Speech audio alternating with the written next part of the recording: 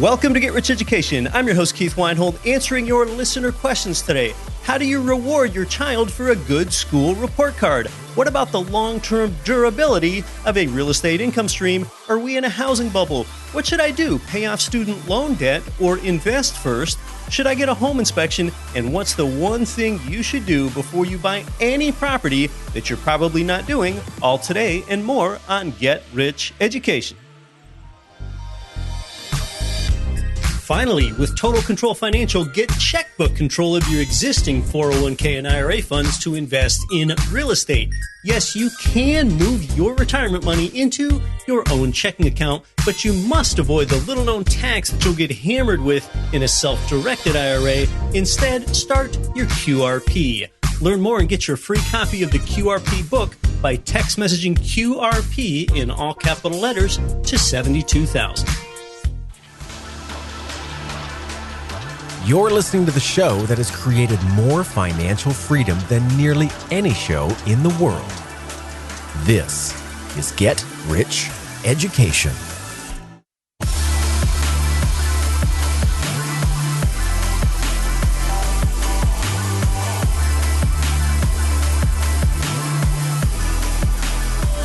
Welcome to GRE. I'm your host, Keith Weinhold, from Colombo, Sri Lanka, to Columbia, South Carolina, to Columbus, Ohio, and across 188 nations worldwide. This is Get Rich Education. We're having my favorite guest on the show today because that guest is you. I'm here with your listener questions. The first one concerns a kid's school report card, and then the rest are about real estate investing. Rebecca from Los Angeles, California asks, Keith, what reward should I give to my 11-year-old son, Mason, for having a good report card at school? He's got all A's and B's. I love your show. Keep up the great work. Well, thanks, Rebecca. I love this question. Even though we're largely a real estate investing show, I think there can be so many lessons about life for your 11-year-old son, Mason here. The reward you can give him for his good report card is cash. Tell Mason that he's getting $100, or maybe it's $40, but in any case, let's just stick with the $100 example divided in half. Tell him that he's getting $50 in cash, and tell Mason that, as a bonus for later, another $50 is going to be invested for him. Now, over time, Mason will probably see that the invested $50 grew, and the $50 that he spent on video games or whatever did not.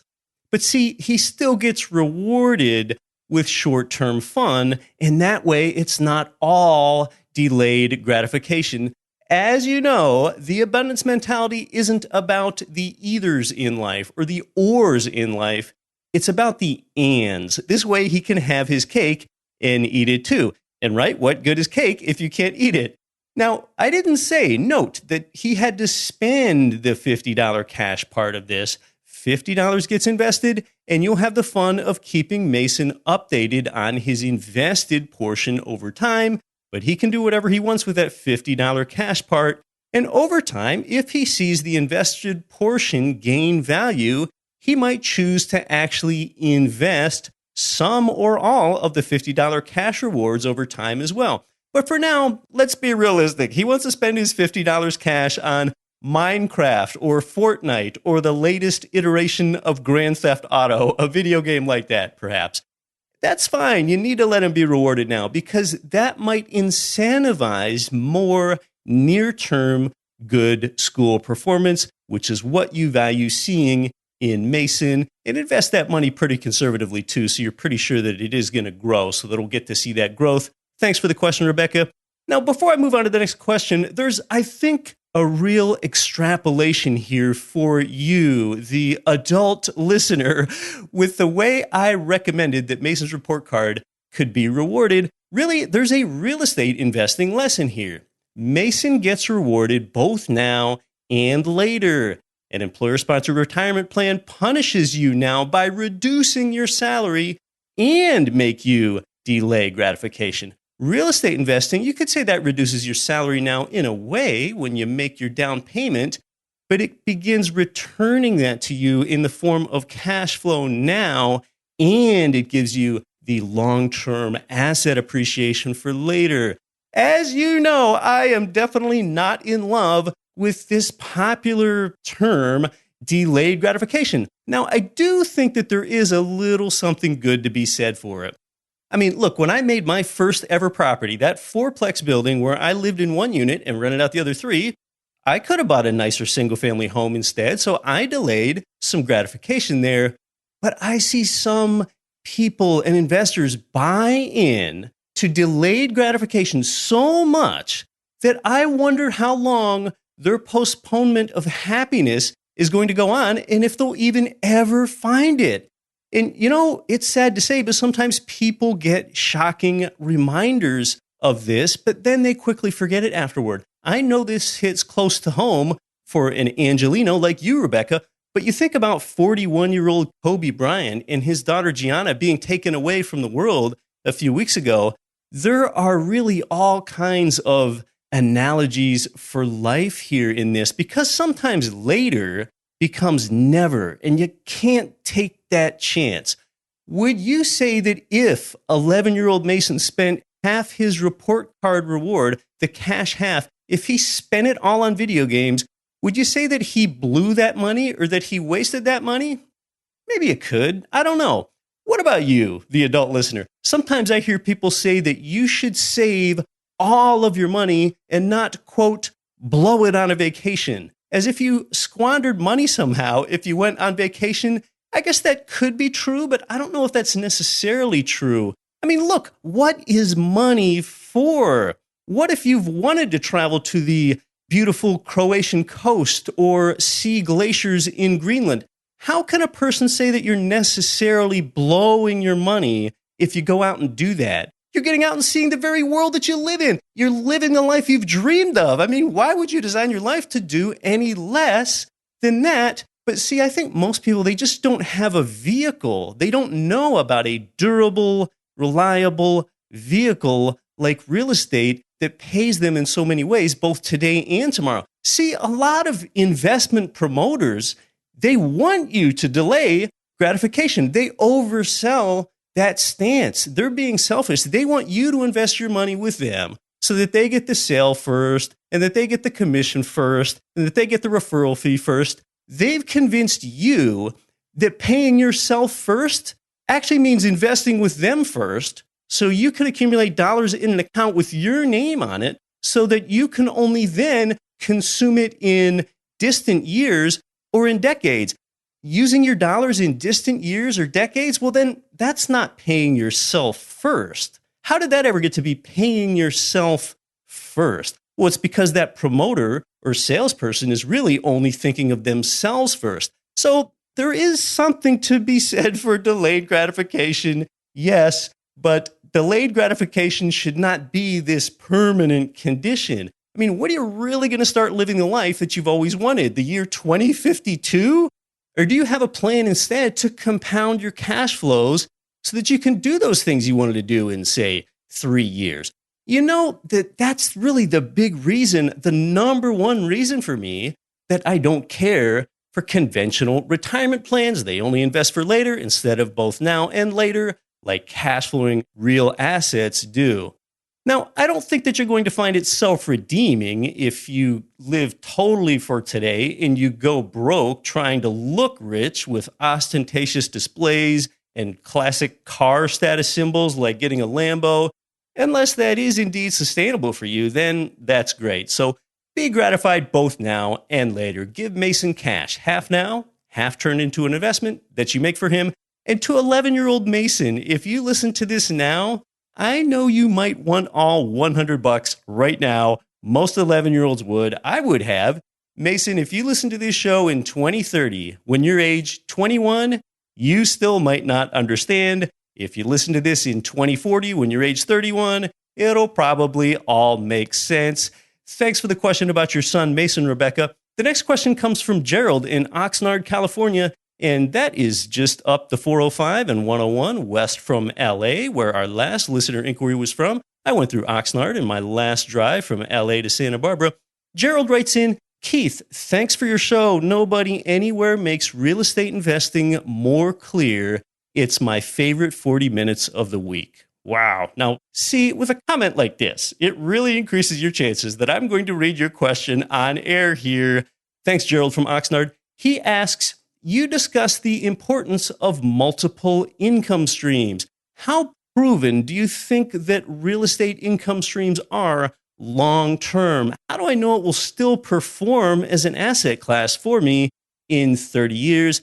Thanks for the question, Gerald. No one truly knows the future, but I know I've discussed elsewhere that people are going to keep needing a place to live like they have for centuries or even millennia now, and that inflation is the long-term trend and your long-term friend for a leveraged real estate investor.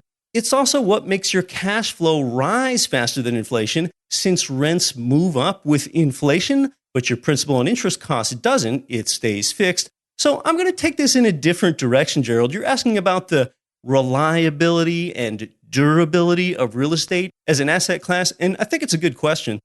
I recently had another listener write into me about a concept that I've thought about it before, but I never heard this articulated in such an elegant way, and I'm sorry that I don't remember this listener's name, but she wrote in and referred to real estate investing as packaged commodities investing. I love this ingenious thought of packaged commodities investing. When you buy a rental home or any home, yes, you're buying the cost of the utility and the construction labor, sure, but think about those materials in that home that you own, those commodities. You now own brick and lumber, glass, copper wire, styrofoam insulation, paint, ceramic, granite, oil in the roof shingles, masonry, concrete, rebar. You own an HVAC system. Every one of these individual commodity components are hedges against inflation. Now, Gerald, a while ago, Reddit had a trending article over these do-it-yourself houses that Sears used to sell over 100 years ago.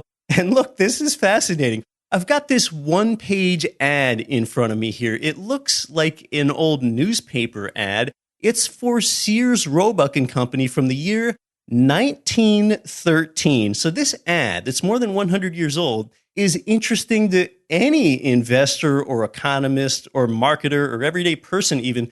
This ad is for like a kit you can buy where you help construct the home. Let me read it to you. It says, by allowing a fair price for labor, cement, brick, and plaster, which we, Sears, do not furnish, this house can be built for about $1,530, including all material and labor. Now, this looks like a small single-family home plan that Sears was offering you here back in 1913. I can't quickly find the square footage on it. Say it was 1,500 square feet. So you're buying this house over 100 years ago, new construction, for, say, $1 per square foot then. They show you the flooring layout plan here in the ad, and this is a livable-looking space complete with a nice wide porch. It's not a tiny home, and this is so quaint. The Sears ad goes on to say, for $872, okay, which is more than half of your all-in cost of $1,500 that I mentioned, we will furnish all of the material to build this 6-room bungalow consisting of millwork, siding, flooring, ceiling, finishing lumber, building paper, pipe, gutter, sash weights, hardware, painting material, lumber, lath, and shingles. And then they have the words no extras in all caps. And then it says, we can guarantee enough material at this $872 price to build this house according to our plans. So that was $872 for the material. And then remember, your all-in price with labor and everything else is $1,530. This home that's giving us some historical commodity and real estate pricing perspective here, it does not look like a piece of junk. Reading on here, the large porch is sheltered by the projection of the upper story and supported with massive built-up square columns. A unique triple window in the attic and fancy leaded art glass windows add much to this pleasing design. That's all that I'll read from the ad here. So I think this is representative of this concept of packaged commodities investing that a listener introduced me to.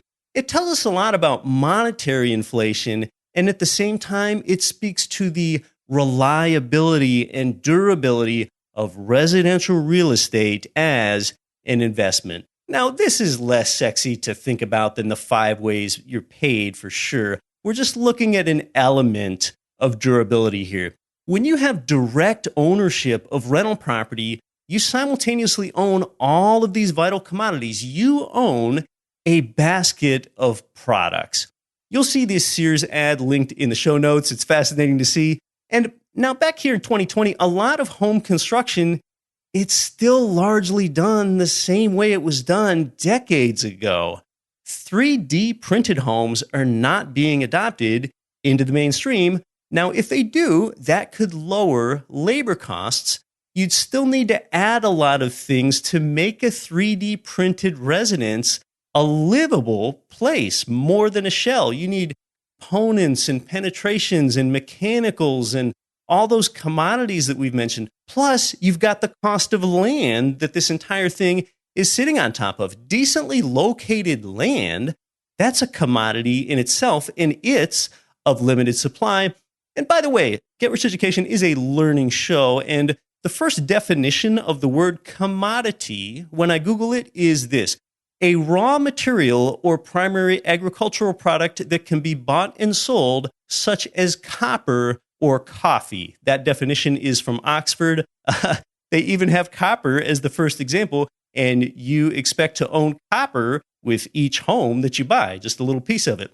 I think yet another angle to your question, Gerald, about the durability of where your income stream comes from is the fact that we focus on residential properties here, and we always have. As the office and retail real estate sectors keep feeling pain, residential has become even more important all this time. And you already know all those reasons. More people can work from home, order products from home, and do more from home than they've ever done before. Now, Airbnb properties, they might work in the short run, but we haven't yet seen what happens to those type of properties in a recession yet. And as we know, the short-term rental market, that caters to business travelers and vacationers, and those segments are vulnerable in a real estate downturn, and durability is what you need your income stream to have. So that's why, for reliability reasons, I favor long-term residential real estate investing above all else. And I love to consider the elegance of this packaged commodities investing. Thanks for the great question, Gerald from Oxnard, California. The next question comes from Andrew in Ridgefield, Connecticut. Keith, I have been listening to your podcast for a while. Your mindset resonates with mine. I am a small animal veterinarian. I own and run my own small animal hospital. Well, that's cool. On the investment side, I have a balanced Wall Street portfolio, stock, bond, mutual funds. On the real estate side, I have a $280 cash flowing SFR. I take that to mean a $280 per month cash flowing single family rental. And I am involved in some multifamily syndications. I wrestle with buying more single family rental properties versus more syndications. I feel that since money is so cheap in today's economic climate, there is not much room for appreciation when buying real estate. Should I sit on the sidelines and wait? And then he puts in parentheses, wait for blood in the streets. He goes on to say, I like the Tampa area, but go back and forth with my thought process. I look forward to hearing you. Signed, Andrew. He shows his last name, comma, DVM. DVM is Doctor of Veterinary Medicine, by the way. Yeah, it is interesting that I've noticed a good deal of doctors and dentists listen to Get Rich Education, Andrew, but I doubt that it's number one. Anecdotally, I've noticed that for some reason, we seem to have a really high proportion of listeners that are in law enforcement, like police officers and such. Thanks for the question, Andrew, veterinarian from Connecticut. On the first part of your question, buying more single-family rentals versus real estate syndications, that has a lot to do with your risk tolerance and your desire for passivity. Direct investing, like turnkey investing, it does require a little remote administration, even when you're not the property manager.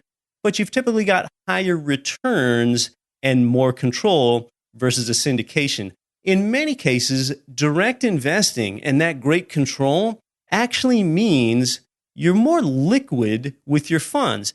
You're not super liquid, but you could sell in a few months if you had to. And with syndications, if you're in year 2 of an apartment syndication where it's 7 years until that deal matures, and maybe you don't even like how the deal is going, well then good luck getting your money out. You cannot access it. So those are some more of the trade-offs between direct investing and syndications. I know I've talked about that elsewhere. I know you wrote that money is still cheap, meaning that interest rates are low, and you think that might be an indicator, perhaps, that appreciation in housing has run its course. Well, I'm still buying direct property where I own the deed. See, interest rates have basically been low for over a decade, and we've had appreciation the entire time. Let's look more recently. In 2018, a couple years ago, interest rates really began a march higher, and there were some people predicting that it would make housing prices go down. I said on the air at that time that I didn't think it would, and it didn't. In 2018, national appreciation rates were about 7%. In 2019, mortgage interest rates went lower and depreciation went lower, down to about a 5% annual gain. So not as much appreciation with lower interest rates. Now, yes, there is a lag effect between mortgage interest rates and pricing as well, but mortgage interest rates, they're just one of, at least 10 different macro factors that affect the price of housing. So a rate doesn't necessarily lead to a price increase or decrease. There might be more substantial housing factors skewing the numbers than interest rates. Housing prices, they can be affected by things like chronically low supply, like we've got today, wage growth, job growth, in-migration, birth rates, death rates, and did lending requirements get more stringent or more lax? Did credit score requirements get more stringent or more lax? And on and on. But you do ask a good question, Andrew. If I didn't think it were good, I wouldn't be answering it here. Now, I know that you did not bring up the word bubble, but a few weeks ago, I described why I don't think we're in a real estate bubble. Prices are sustainable for an awful lot of reasons. But on the flip side, I don't see any scenario in which real estate nationally hits any high-flying annual appreciation rates like 10% or 12% or more anytime soon, kind of like we saw back in 2005. Low supply, that can only push prices so high. Affordability, that's the component that governs and tempers the upward price escalation. Affordability is what's moderating the rate of appreciation right now. Of course, whenever we talk about the future, no one really knows what's going to happen. These are just my thoughts and the basis and the reasoning for why I have them. And then you mentioned that you like Tampa. I do too. I really like so much of Florida. Of course, you've got to get your submarket right. And I need to say that's generally Florida north of Miami because the numbers don't work so well for cash flow in South Florida. Around Miami, you just don't get a higher rent income proportionally to the much higher purchase prices there. Now, think about this. When you look at net migration by state for last year, which is the latest year we have data for, Texas was second in the United States. They had a net in-migration of 190,000 people. Florida, even though they have a smaller population than Texas, is number one with 322,000 positive net in-migration. Yeah, 322,000 moving into a smaller state, Florida, and 190,000 into a larger population state, Texas. Florida has rent-to-value ratios that are favorable. And as an investor, your property tax rate is substantially lower in Florida than it is in Texas. Now, I'm not sour on Texas or anything. I'm just comparing Texas to Florida right now. There are a lot of reasons to like Tampa and like Florida. And of course, that's why we had our real estate field trip there last October in Tampa as well. Thanks for the question, Andrew. If you want to hear your voice on the show, ask your question at getricheducation.com/contact. We get a lot of questions. There's certainly no guarantee I'm going to be able to answer yours, but I realized that on earlier listener question episodes, I had only left you with our mail address, so that's why I have mostly email questions today and only one voicemail question. I'd really prefer to hear your voice on the show. So by visiting getricheducation.com/contact, that way you'll have the option of either leaving a voicemail or an email, whatever you prefer there. 2 more listener questions today. What should you do first? Pay off your student loan debt or invest? And I need to tell you why you should always get a property inspection before you buy a property. And one other crucial thing before you buy a property that you may not have ever thought about before, that's next. You're listening to Get Rich Education. Countless property investors get killed with maintenance costs, but that's far less likely when you buy brand new construction. Let me tell you about JWB Real Estate Capital in Jacksonville, Florida. They pioneered the build-to-rent model where you can invest in new construction, turnkey rental properties. That's why JWB was featured on the front page of the Wall Street Journal.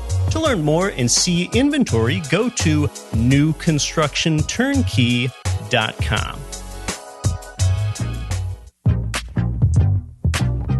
The company that's provided our listeners with more loans than anyone is Ridge Lending Group, NMLS 42056. You can finance more than 10 single families up to 4plexes. Serving most U.S. states, their knowledge and experience leads to your financial freedom. They're number one in the investment space. Pre-qualify and then chat with President Chaley Ridge personally. Start on your next investment property loan right now at ridgelendinggroup.com. This is the Real Wealth Network's Kathy Fettke, and you are listening to the always valuable Get Rich Education with Keith Weinhold.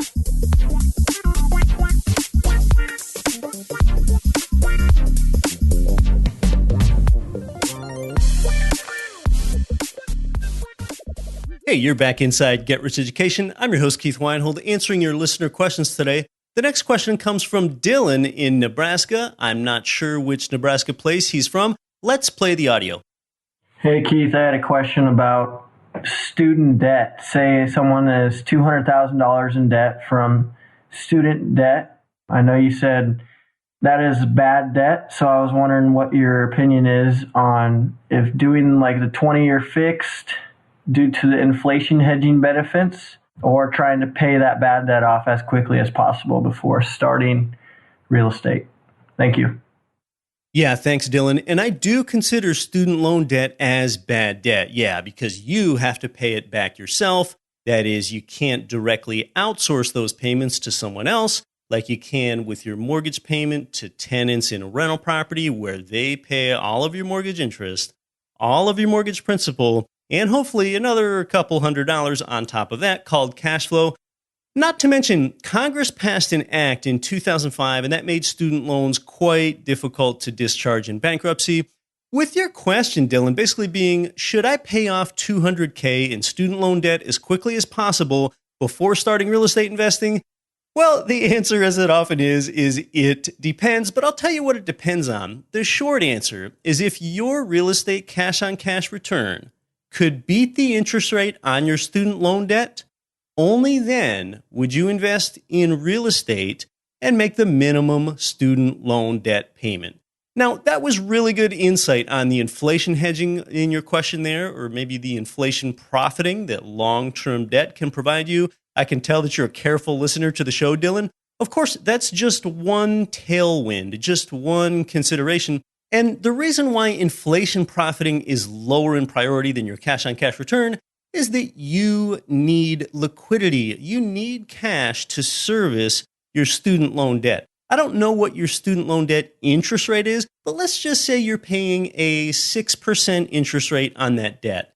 Now, yes, I understand that it's really easy to look at the 5 ways that real estate pays you and think, oh, come on, I can get a 20% or perhaps a 30%, 40%, maybe even a 50% ROI when I buy right. So I'm just going to then pay the minimum on the student loan and plow all of the extra into real estate. You know, to that I would say not so fast. Even though that might very well work out for you, we need to be more conservative because real estate appreciation isn't liquid.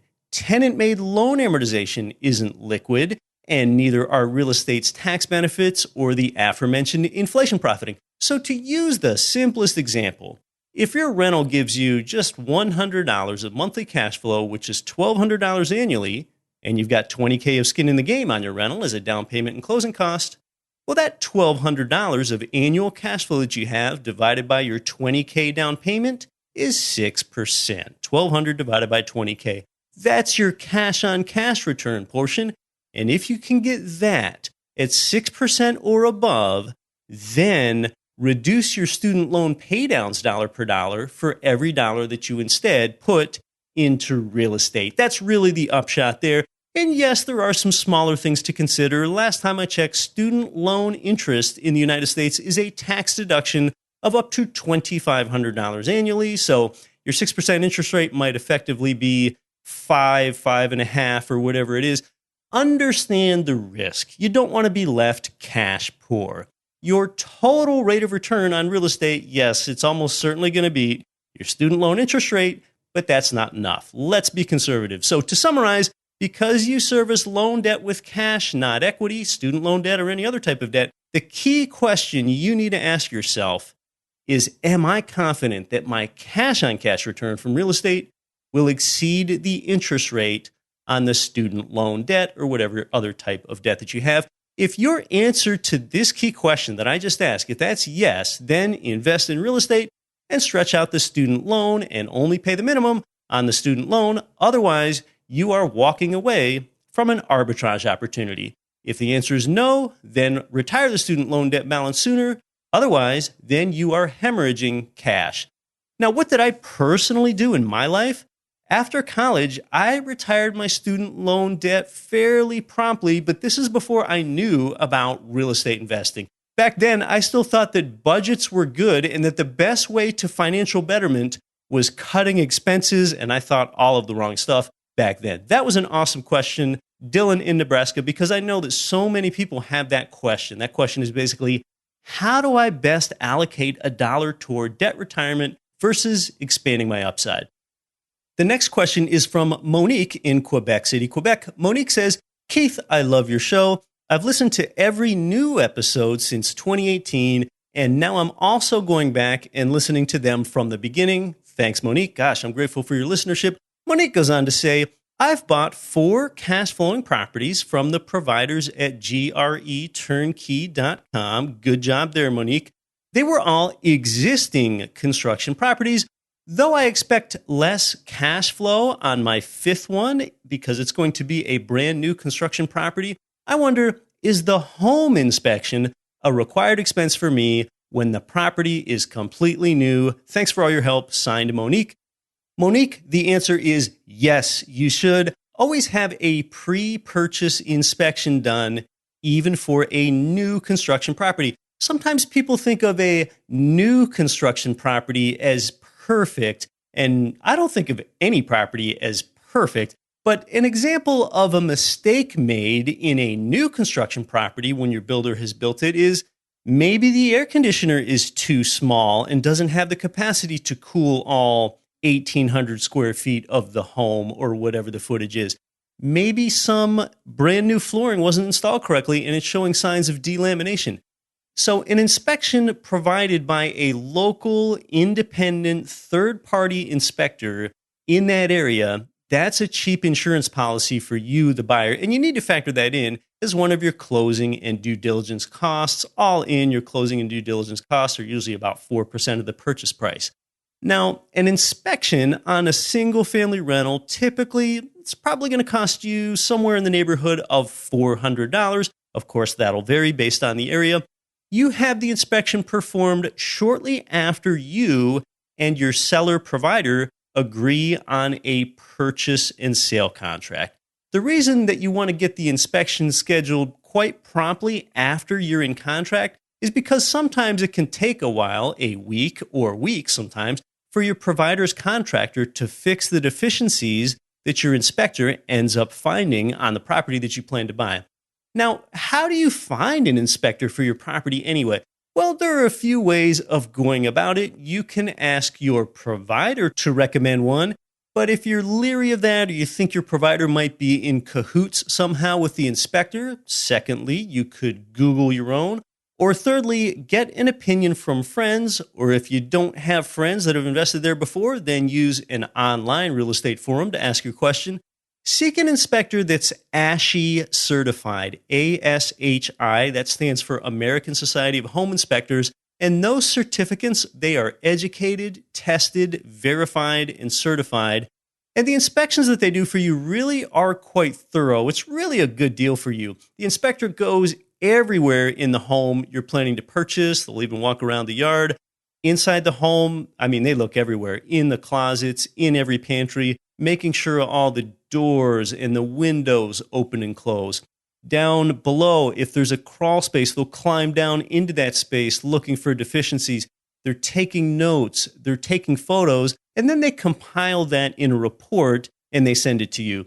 Before you buy the property, as part of this inspection, the inspector might even go up on the roof or at least zoom in from the ground. They'll take some photos of the roof.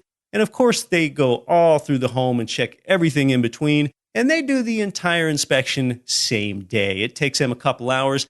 Now, some common findings that your property inspector might have are things like the outdoor rainwater downspout discharges water at the foundation, and they'll recommend that extensions are added. That's a super cheap, easy fix for your seller to do for you. The kitchen window doesn't close all the way because it has a broken crank. The exhaust fan in the bathroom doesn't have any power and it's not pulling any air. The outdoor water spigot is missing its valve. The back door is bent at the bottom. A porch this high off the ground needs to have a railing added. So, Monique, as you can see, some of these are deficiencies that could occur in a new construction home. Now, let me touch on a couple of these. The back door is bent. That's something that could be pretty minor. If you don't think it's aesthetically distracting and the door still closes, then maybe you do ask the provider to fix it, and maybe you don't. If I were you, I'd usually just ask. But if there's a minor dent in the door instead and it still functions well, then asking for something like replacing the entire door, that could make you appear to the seller as kind of unreasonable to deal with. There's some judgment there. But if the back door won't close, you've got to at least see that it closes and latches properly, or the seller needs to make sure that happens. The last example I mentioned there, if the inspector cites a finding that a porch this high off the ground needs to have a railing for safety, you've got to be sure that that's done. In fact, a reputable provider is going to be sure that that's done for you. Now, this is part, Monique, it's part of you being a good operator. Remember how I've discussed elsewhere that having an LLC is not as important as some people think. It's only perhaps your fourth line of protection. Make sure any health or safety findings are addressed from the inspection. So we're doing that good in the world that we want to do out there. And if an accident ever did occur at the property, you can always point to the inspection that you had done, and it was an option that you chose to pay for because the inspection is your option. So these are all the findings that the inspector reports to you, and he'll send you a report of a few dozen pages in a PDF format.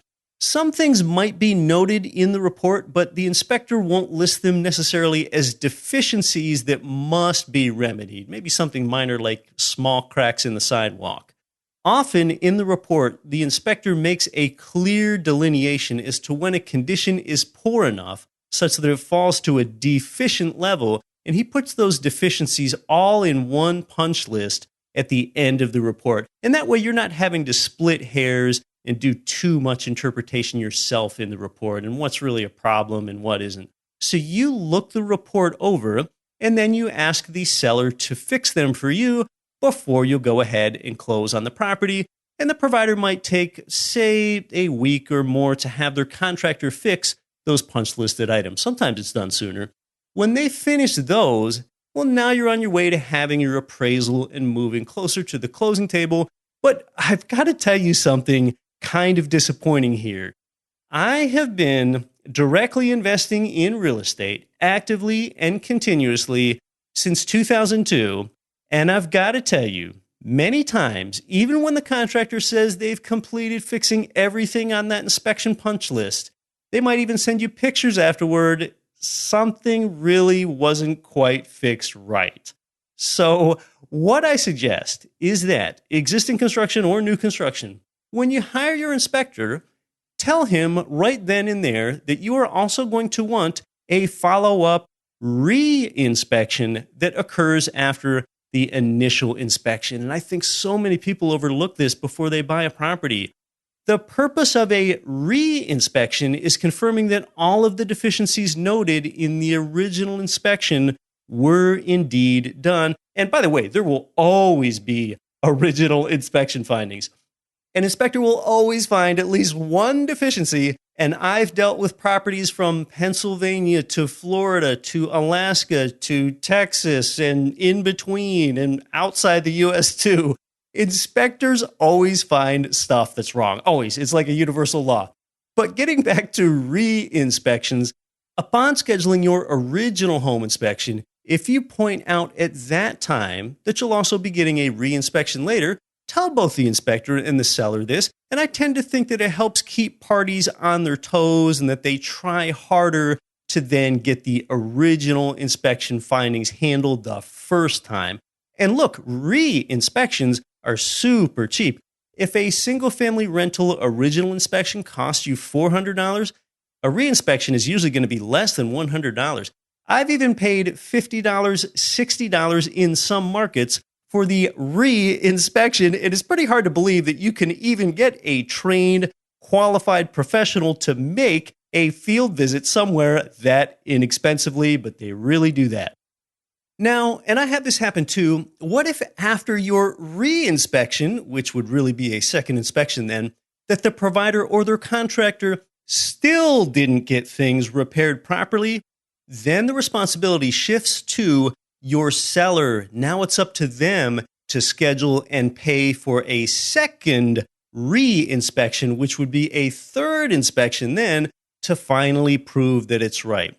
That's correct. In every state and nation I've ever invested in, the seller side pays for your second re-inspection if it comes to that. And that's fair because after the original inspection findings, your seller said they'd make the repairs. If the re-inspection that you paid for to confirm that it was done instead shows that it wasn't done, well, your seller had their chance and they messed it up. So that's why it's customary that they pay for the second re-inspection. So Monique, to summarize for you here, always pay for a property inspection, even on new construction. Expect there to be findings every time. And my own personal experience shows that at the time that you book an inspection, it helps to indicate that you will be getting a re-inspection too. Now, getting a re-inspection makes so much more sense, by the way, than getting a reappraisal. If you get a low appraisal, which doesn't happen often, maybe I'll discuss that another day. Reappraisals are almost always a waste of time. More than 95% of the time, they just come back with the same valuation that you got the first time. An appraisal protects the bank, and inspection protects you. So be sure to have one done. Excellent question, Monique from Quebec City, Canada. Next week on the show, I'm going to discuss real estate's secret market, a geography where the numbers really work for investors that might have been off your radar. After that, we're going to talk with a prominent economist that's never been on the show before that's going to help you see your economic future over the next 1 to 3 years. We've hosted a lot of economists here on the show that give you those long-term investing insights. People like Richard Duncan, Harry Dent, Jim Rickards, Jim Rogers, and also, though they might not be economists, Robert Kiyosaki and Chris Martenson are here with us to give us those types of insights. And then there's yours truly. I'm your armchair economist with 0 economics degree, but this new guest is the leader of the oldest continuously operating economics prediction company in the entire United States. So I'm excited to chat with him and bring you that show soon. As you know, nationally, housing inventory is scarce, and it's especially true with these types of single-family homes that make the best rentals, and you can't make any money from the property that you don't own. So whether you prefer to call it packaged commodities investing or the get paid up to 5 ways vehicle, next time you're looking to connect with the provider at greturnkey.com, I can tell you lately that as we spoke of Florida earlier, you'll see that Jacksonville has brand new construction property where you're probably more a fan of appreciation than you are cash flow on those. Rents are $1,350 on a $180K purchase price. That's a 0.75 rent-to-value ratio. Tampa has existing construction property where you have a 0.8, maybe even a 0.85 ratio, and you might get, say, $150 of cash flow there. Alabama has numbers that work, like rent-to-value ratios near a full 1% and really low property taxes in either Birmingham or Huntsville. If you're looking for low-cost property as low as $80K, but yet still in decent enough neighborhoods that really cash flow well, Memphis and Little Rock could be the places for you. The Indiana state side of Chicagoland is advantageous too. All those places, Memphis, Little Rock, and Chicagoland, you can get a full 1% rent-to-value ratio, or even more than that sometimes. And now, if you've got patience and you want to benefit and capture some of the forced equity along with your long-term cash flow, then the Burr model in Baltimore could work best for you. Check out all of those markets and more at greturnkey.com. Thank you. I am grateful for all of your excellent listener questions today. I'm your host, Keith Weinhold. Don't quit your daydream. Nothing on this show should be considered specific, personal, or professional advice. Please consult an appropriate tax, legal, real estate, financial, or business professional for individualized advice. Opinions of guests are their own. Information is not guaranteed. All investment strategies have the potential for profit or loss. The host is operating on behalf of Get Rich Education, LLC exclusively.